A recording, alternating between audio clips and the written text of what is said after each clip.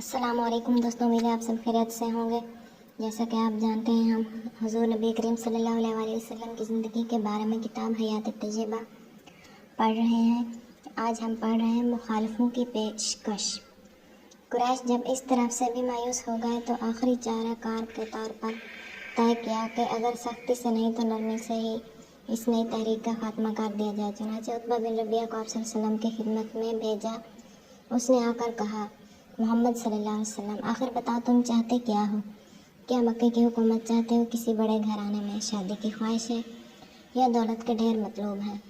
ہم یہ سب کچھ مہیا کر سکتے ہیں، تم اس کے لیے کیوں یہ سب کچھ کرتے ہو؟ ہم اس پر راضی ہیں کہ کل مکہ تمہارے زیر فرمان ہو جائے اور جو کچھ چاہو وہ کر دیا جائے، لیکن تم اپنی اس دعوت سے باز آ جاؤ۔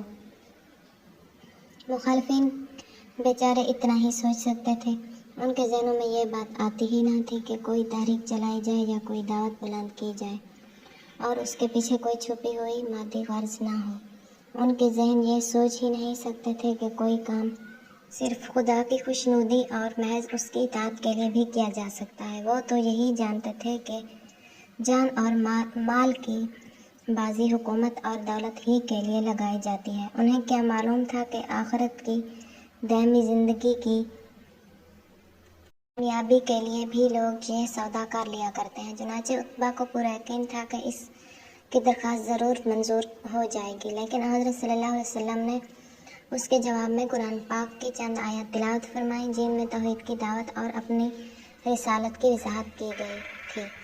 عتبہ یہ سن کر واپس ہو گیا اور اتنا اثر لے گیا کہ جب اس نے قریش کے سرداروں کے سامنے اپنی رپورٹ پیش کی تو کہا کہ محمد صلی اللہ علیہ وسلم جو کلام پیش کرتے ہیں وہ شاعری تو نہیں ہے، کچھ اور چیز ہے۔ میری رائے ہے کہ تم ان کو ان کے حال پر چھوڑ دو۔ اگر وہ کامیاب ہو گئے تو سارے عرب پر غالب آ جائیں گے اور اس میں تمہاری بھی عزت ہے، اور نہیں تو عرب خود انہیں فنا کر دے گا۔ لیکن قریش نے یہ رائے منظور نہیں کی۔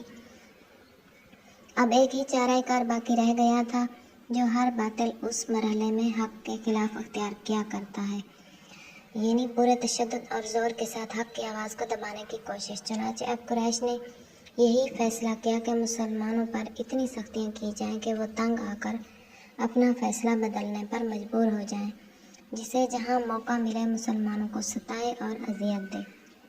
آج کی ہماری یہ ویڈیو یہاں پر ختم ہوتی ہے۔ ویڈیو پسند آئی ہے تو لائک ضرور کر دینا، چینل کو سبسکرائب کر دینا تاکہ اسلامی کتابوں کی تمام ویڈیوز آپ تک پہنچتی رہیں۔ ہم اپنی اگلی ویڈیو کے ساتھ پھر آپ کی خدمت میں حاضر ہوں گے۔ دعاؤں میں یاد رکھنا، اپنا خیال رکھنا۔